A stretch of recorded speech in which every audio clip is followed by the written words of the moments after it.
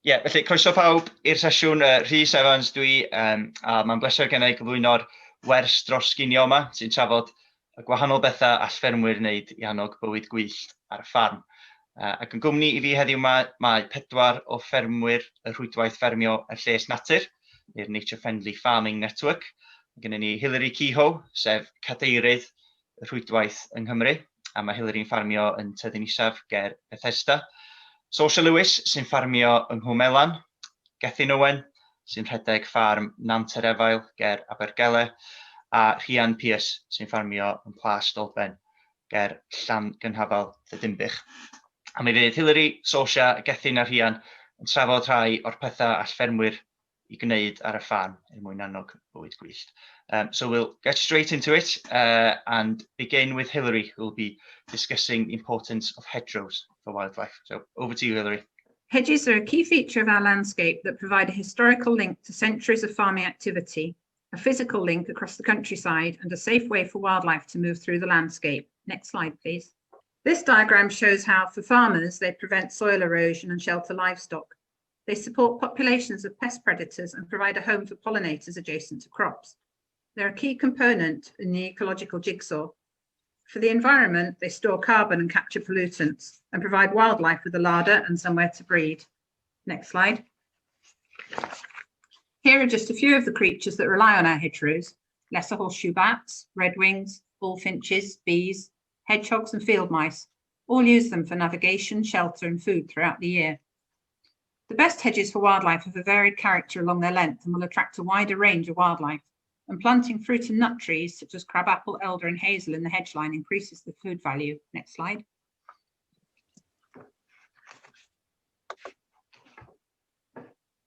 Flower buds on many hedge plants form on second year. You need to go back one. Form on second year growth, so they don't form if they're cut every year.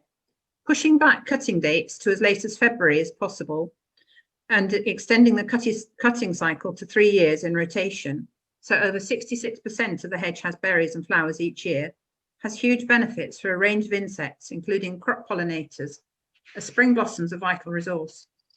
You can also encourage insects on the sunny side of a hedge by cutting it less often. There's plenty of positive steps for hedgerow management that you can do cheaply with minimal impact on the farm, as long as you can break the neat and tidy hedge trap. See what wildlife you've got and manage your hedges to encourage them in a way that fits with your farming pattern. And manage hedges over your lifetime, not on an annual basis. Things like letting blackthorn suckers grow along field edges will provide young shoots for brown hair streak butterfly to lay their eggs on. And then just cut a percentage of them back every 3 to 5 years. Leaving a 2-metre buffer strip will protect the hedge from inputs and provide habitat for wildlife. Where there are mature trees, extend that buffer to protect the roots from damage during cultivation. Next slide. Have a diverse range of hedges at different stages of succession, from newly planted, coppiced or laid, to mature with future hedgerow trees establishing. Incrementally cut the hedges so they're not cut back to the same point, so they expand over time before being coppiced again. And don't hesitate to seek advice from conservation organisations who can help with information.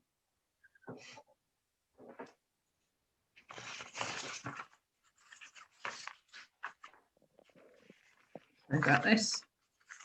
If you've got a gappy hedge like this one, which isn't stock-proof and provides little shelter or interest for wildlife, it's probably a good idea to coppice it back in sections over a few years and plant up any gaps using locally sourced native hedge plants in early winter when the ground is warm and moisture is available, protecting them with tree tubes and mulch mats if needed. The coppicing will reduce competition for the new plants and produce a thicker bottomed hedge as the coppice regenerates. The good news is that there are 2 rounds of the Glass Tier Small Grants application windows in Wales in January, February and May, June 2021, which have a £4.50 a metre funding available for planting new hedges or for restoration, plus a contribution to protective fencing, so you need to get applying. If you can spare the land, it's good to have livestock fencing 2 to 3 metres out from the centre line, as seen here, to give a good thick hedge protected from grazing. Next slide. Here are some good examples of a hedge in full bloom after 3 years growth and a restored hedge on a Nature Friendly Farming Network member's farm. Hedgerow trees are particularly important for wildlife. Old trees will provide space for hole nesting barn owls and tree sparrows and bats and the insects that they feed on, as well as standing deadwood. Rotten tree stumps, hedge banks and gaps around root systems may be used for hibernation by snakes, lizards, frogs and toads. They're so important they need protection and a long-term plan to replace them. To promote succession, note any native saplings in the hedge that haven't been cut in previous operations and leave these during future trimming. Choose species that are present as hedgerow trees in your area, such as oak, rowan, cherry or willow. Next slide. People think a 3-yearly cut will damage their flails and take too long. So here are a couple of alternative machines now becoming more readily available. A Slane Track 1.8 metre fingerbar hedge trimmer is fitted to a tracked excavator. It cuts in one single pass, so no going backwards and forwards, damaging the ground and mangling the hedgerow like a flail. Cutting involves staying in one position to cut 4 to 5 metres off the hedge side and then from the top, then moving forward to the next section, giving good control.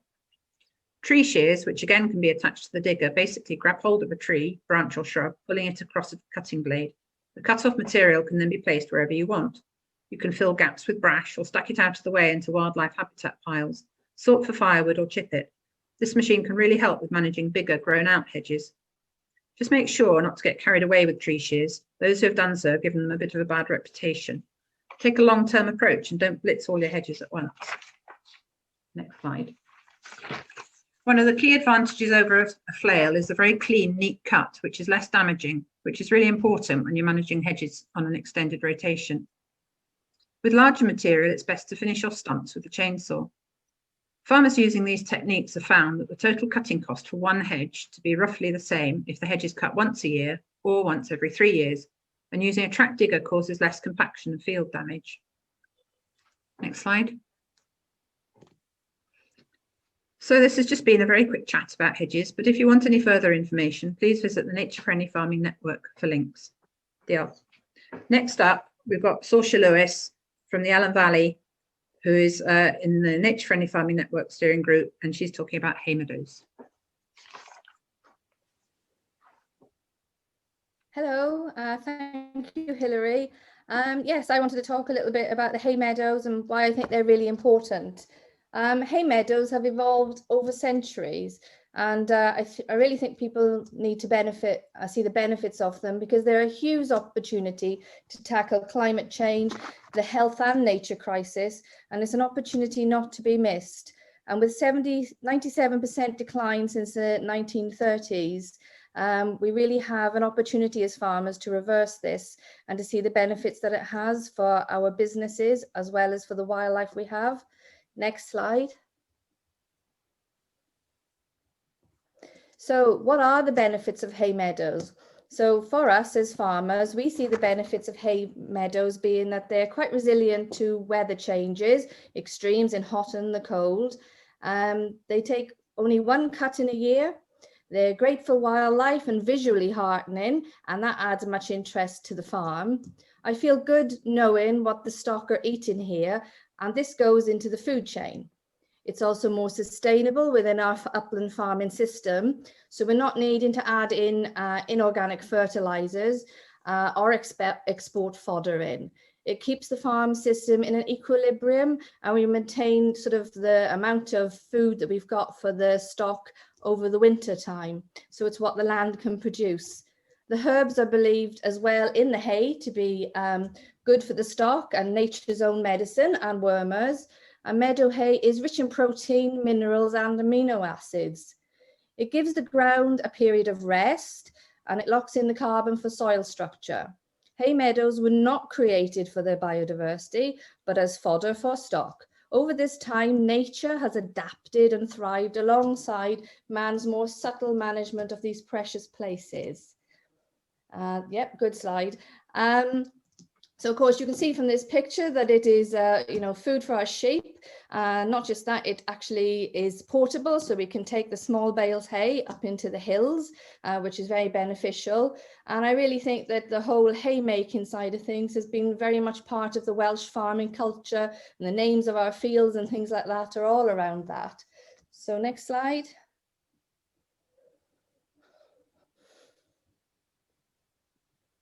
So what do we do to manage our hay meadows? Well, really, we graze them most of the year, really, through winter and spring.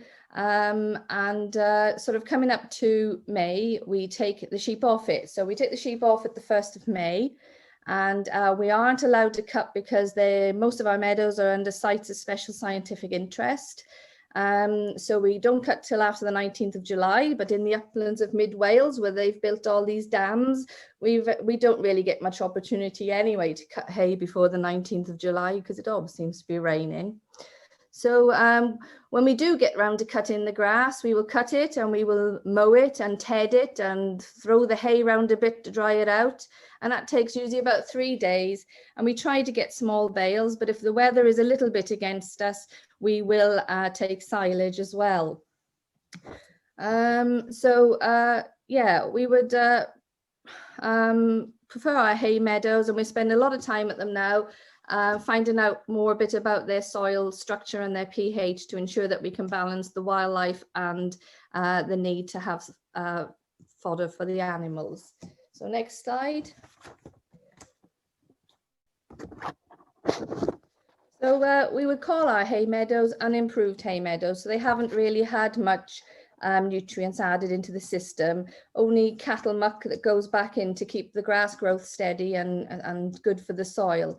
We have yellow rattle and eyebright in the meadows, and they've got low soil fertility, but they really are a great complement to the farm. The next sort of type of grassland you get is semi-improved, so you've got some interesting plants in it, and moves can be made to increase the diversity in this by getting some more seeds into the mix once you cut the hay, which is quite easy to do. And then, of course, the other grasses that we're used to seeing in our countryside are the improved, and these are the very bright green, lush, even sward sort of fields.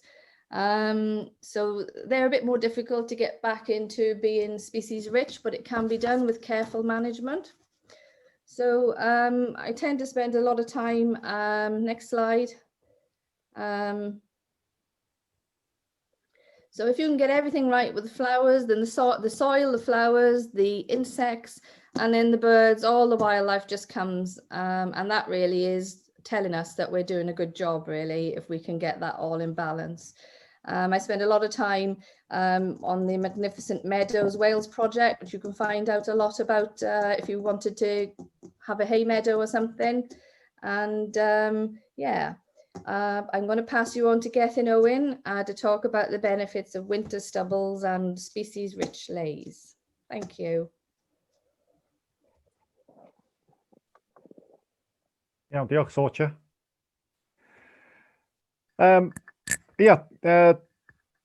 Helo bawb, Gethin Owen dwi o Abergele. Da ni'n ffarmio Nantrefel, y llun ser y chwith o'r sgrin. Wedyn, be dwi'n mynd i siarad am ydy chydig am be da ni'n neud yma yn Nantrefel ac y newidiadau da ni wedi neud yn y blynyddoedd dwytha. Hyd at pryd oedd hi 12 mlynedd yn ôl. So beef a defed da ni'n ffarmio, a tan 12 mlynedd yn ôl, oedd y ffarm i gyd 150 o erwe, yn borfa i gyd, rhigwell, rai gras yn cael i'w reoli reit ddwys, defnyddio dipyn o lew o wrtsaith. A wedyn, ges i'r cyfle i fynd ar cynllun tir gofal 2008. O'n i jyst yn gweld o'n no-brainer ar y pryd. O'n i'n gydwybodol bod oedd gwerth y ffarm ar gyfer bywyd gwyllt yn reit isel. A wedyn o'n i'n gweld y cyfle i gael yn halu i greu cynefinoedd fwy amrywiol i fywyd gwyllt ar y ffarm yn dipyn o no-brainer. So yr opsiwn aethon ni gymryd oedd tyfu yd Gwanwyn yn gadael y Sofl dros y Gaeaf. So mae hyn yn rhywbeth o pawb drwy Gymru wneud hyd at, mae'n siŵr, y 70au cynnar. A wedyn ers hynny, da ni fel Cymru, ffermwyr yn Cymru, da ni wedi arbenigo fwy ar borfa ac un o'i gotro neu beef a defed. So mewn ffordd, da ni wedi mynd yn dôl i system go debyg i be oedden ni'n, o bawb yn neud tan te 100 mlynedd yn ôl.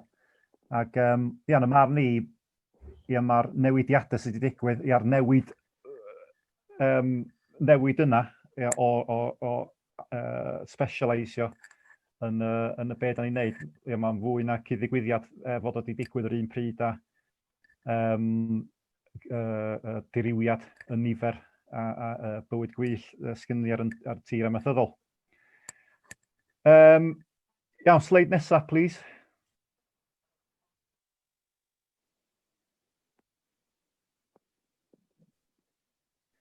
Reit, so be da ni wedi wneud, so mae'r ffarm tua 100 acre a hanner, a wedyn mae'r tir da ni fedru gynaeafu. Mae lot o'r ffarm yn rhy serth neu rhy greigiog, so mae'n rhyw 60 acre fedrwn ni gynaeafu. So mae hwnna wedi mynd i cylchdro, da ni wedi sefydlu cylchdro 4 mlynedd. So flwyddyn gyntaf, da ni tyfu i Gwanwyn, gadael y Sofl dros y Gaeaf, a wedyn 3 mlynedd wedyn o Arable lei neu llun ar y dde meillion coch. A wedyn, dwi'n cael yn traws newid i fod yn fan fawr o'r system i ddod i gwir. Ac heb os nac o'n i bai, mae'r bywyd gwyllt sy'n cael ei gynnal ar y 15 acar o yd Gwanwyn, da ni'n dyfu bob blwyddyn ar y Sofl. Mae'r bywyd gwyllt ar y 15 acar yna, ag o fewn y cylchdro, mae'n fwy na gweddill y ffarm yn gyfan gwbl, mae'n siŵr. Mae'n syndod faint o amrywiaeth o gynefin ag adnoddau ar gyfer bywyd gwyllt a chi'n ei greu. So, sôn am y broses o dyfu ryd. So, da ni wedi trio haidd Gwanwyn a, wel, mwy ddiweddar, da ni wedi dechrau mwy efo cerch Gwanwyn. Wedyn, gweld dwi efo cerch fod o'n andros o hawdd i dyfu. Dydw i'm yn ffarmwr Arable ac mae cerch, mae'n tyfu fel chwyn, really. Be dwi eisiau gwneud ydy hau cae yn mis Mawrth, a wedyn cae gat wedyn a mynd yn dôl ato fo mis Medi. So, dyna beth ni'n gwneud, dyna cychwyn y cylchdro di hau y cerch. A wedyn,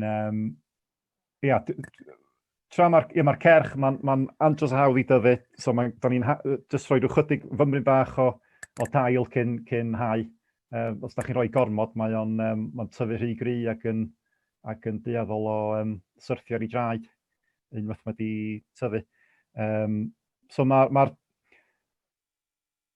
cae o yd, mae o'n creu cynefin, a cynefiniad gwahanol sy'n newid yn ystod y flwyddyn. O'r munud mae'n cael ei hau, hyd at pan mae'n cael i'w droi o fewn y flwyddyn y Gwanwyn canlynol. So pan mae'r yd yn tyfu, dyma cael ei chwistrellu na cael diwana o gwbl. A wedyn, da chi'n cael rhyw canopi o'r chwyn, fat hen a math yna beth. A wedyn, fel mae'r yd yn tyfu, mae hynna'n creu canopi ar gyfer adar a sgwarnogod a math yna beth. Wedyn, mae'n tyfu, mae'n aeddfedu, a wedyn dechrau mis Medi, da ni'n ei gynaeafu fo. A wedyn, dwi'n poeni gormod am faint o rawn da ni'n gael. Da ni'n cael rhyw dunnell a hanner, 2 dunnell i'r acar. I ni, really, y peth mwyaf gwerthfawr i ni ydy'r gwell da ni'n gael o dderno fo. Mae gwell yn tua 100 a hanner y dunnell. A wedyn mae gwerth y gwell da ni'n gael oddi ar y 10-15 acar bob blwyddyn. Mae o'n golygu lot ac yn lleihau costau mewn bynnau yn sylweddol. Wedyn, da ar ôl cynaeafu mis Medi, mae'r Sofl gael ei adael wedyn tan y Gwanwyn canolynol. Mae'r llun ar y chwith, dyna'r llun o'r cae. Diwrnod o blaen, dwi'n edrych yn byd i edrych ar, ond mae yna haid o ehedydd yna, mae'n cynnal heidiau o llun o swerdd a G-Benc dros y Gaeaf. Ac fel o'n i'n dweud, cynnal mwy o fwyd gwyllt na'r ffarm, na gweddill y ffarm i gyd. A be dwi'n weld efo gadael Sofl dros y Gaeaf ydy mae o'n... Swn i'n dweud fod feddylfryd o fewn y byd ffarmio Arable, fod dos am gwerth di cae sy'n cael ei adael dros y Gaeaf, cae Sofl yn cael ei adael dros y Gaeaf, diolch yn neud dim byd, diolch yn cynhyrchu dim byd. Ond fel da chi'n gweld y llun ar y dde, da chi'n cael yr volunteers, y grawn yn ail egino ac yn creu cyfa gwyrdd. A wedyn da chi'n cael darnau bach o chwyn yn tyfu. A wedyn, mewn ffordd, mae hynna'n gwarchod y pridd dros y Gaeaf. Ac yn y Gwanwyn, mae yna fwyd yna i droi gwartheg a defed i fewn. So dyna beth dyn ni deddol yn gwneud pan mae'n ffit yn y Gwanwyn. Troi gwartheg a defed i fewn i bori'r beth sydd i ail dyfu i lawr cyn troi eto. Slide nesaf, please.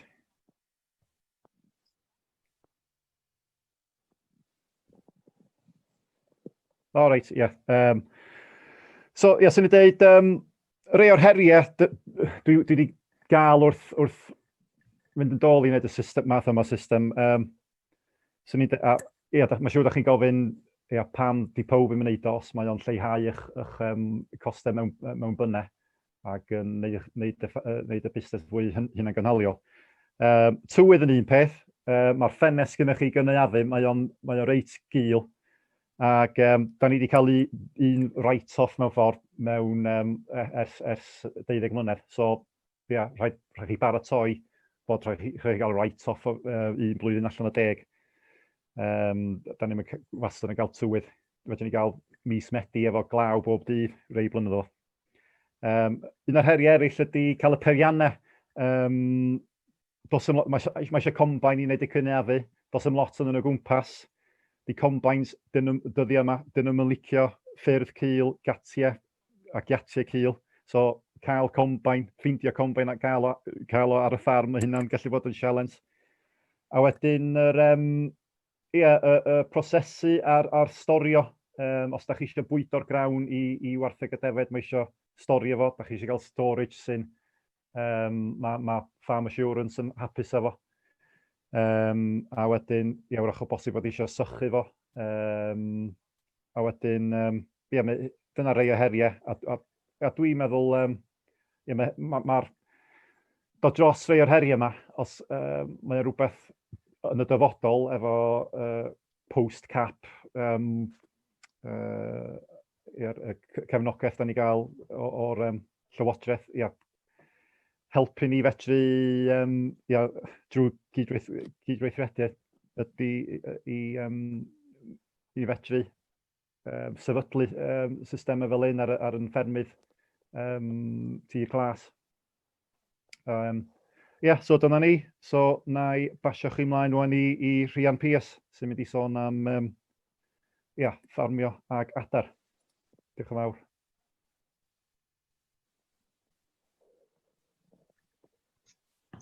Helo pawb, Rhian Piers ydw i, dwi'n gweithio rhan amser i'r RSPB a dwi'n gwario gweddill fy amser yn ffarmio'r bryniau clwyd. So heddiw dwi'n mynd i siarad amdan adar ar eich ffarm. Mae'n wedi bod lot o syniadau da o bethau bysych chi'n gallu wneud yn y sgwrsiau cyn un fi. So na i trio ddim repeatio fy hun. Llun o chydig o adar bryn sydd yn cael ei ffindio ar ffermydd yn Cymru. Mae'n Bywyd neu corn chwiglen, gylfinir, brain goes goch a bras melyn yn y gornel. So nesaf.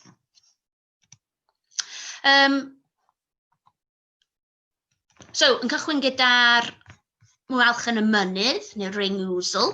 Mae hein yn nythu fel fedrwch chi weld ar y map, mae'n dangos, maen nhw'n nythu ar creigiau yn y mynyddoedd, a maen nhw'n dibynnu ar llefydd sydd wedi cael eu pori eitha llwm iddyn nhw gallu cyrraedd y pryfyd a'r beetles ag ati sydd yn y pridd. Felly, yn yr ucheldiroedd, yn llefydd lle mae livestock wedi cael eu tynnu o ddan y bryniau, mae'r llystyfiant wedi cael rhy dal a rhy trwchus iddyn nhw bwydo a cael at y bugs yn y pridd. Nesaf. So, brain goes goch.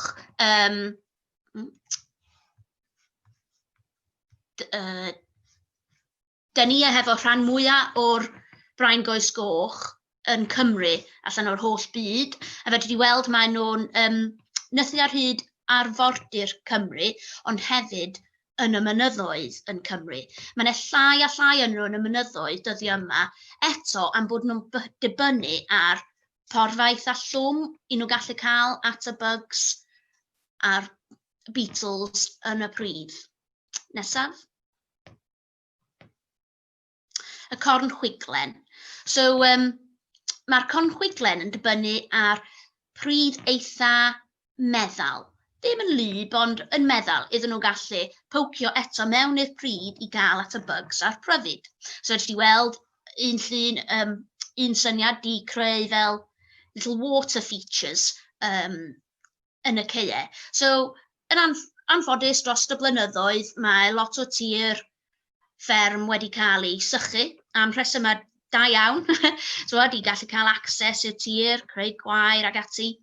So, dwi'n dall pam wedi cael ei sychu, ond fedra di creu llefydd glwb dal i'r corn chwiglen. Nesaf. Ac yn olaf allan o'r adar unigolyn yma, y gylfinir, da ni wedi colli 80% o gylfinir o Cymru ers 1994. Mae'n ambell rheswm i hwn. So, colli cynefinoedd addas. So, eto, mae nhw angen tir glwb i gallu probio mewn i'r pridd i gael y bugs.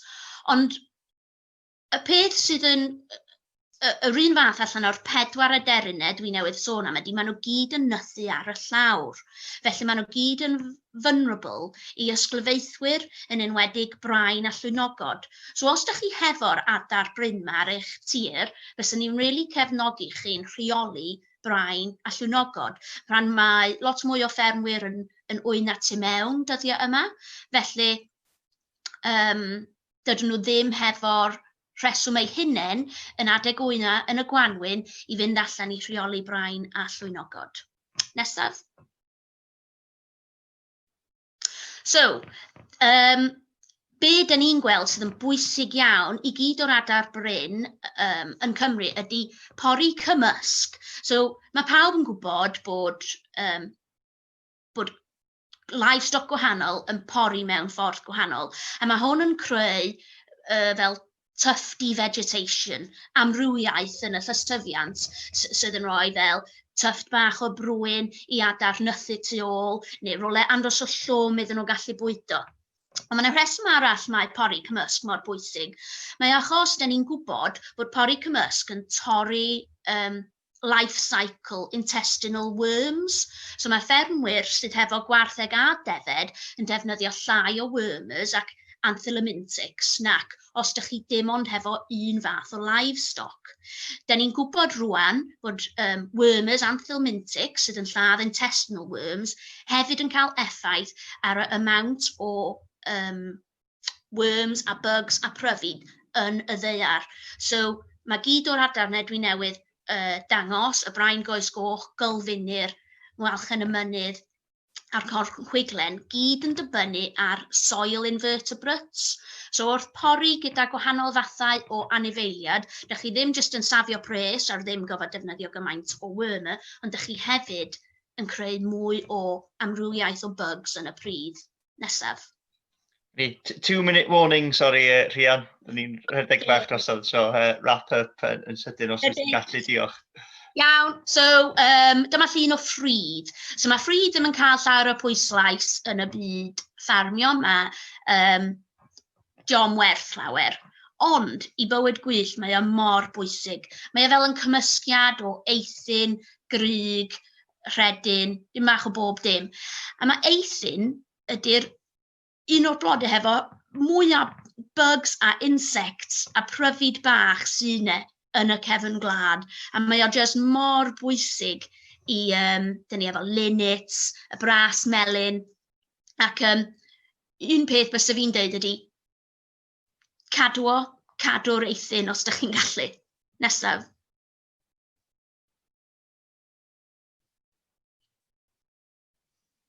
So mae'n llunio coedwigoedd yma. Yn anffodus, mae lot o coedwigoedd wedi cael ei ffensio ffwrdd o dan glasdur, a mae gyd o'r stoc wedi cael ei cau allan. Yn anffodus, mae hwn wedi creu lot o jungles yn y coedwigoedd yma. A mae yna ambell rhywiogaeth o aderyn, so dyn ni hefo wood warbler and the pied flycatcher. Mae nhw angen cael at y llawr, mae nhw angen llefydd agored. So, os bysych chi'n gallu dal i pori eich coedwigoedd, wneud yn siŵr bod chi'n cael giat di roi mewn, mae'n rhywle i anifeiliaid cael dŵr, obviously ddim hamro'r coed, ond just trio cadw trefn ar pethwr rhedyn a mieri sydd yn tyfu rhwngth y coed. Nesaf. Ni alla dyna'r diwedd. Diolch o galon, Rhian, a diolch o galon i Hillary, i Sosia a Gethin hefyd am y cyflwyniadau ofnadwy ddiddorol yna, a diolch i chi gyd am rando. Wrth gwrs, dim ond rhagflas da ni wedi cael heddiw yma o be all sut all amaeth a bywyd gwyllt fynd law yn llaw. Mae o'n faes hynod diddorol ac eang.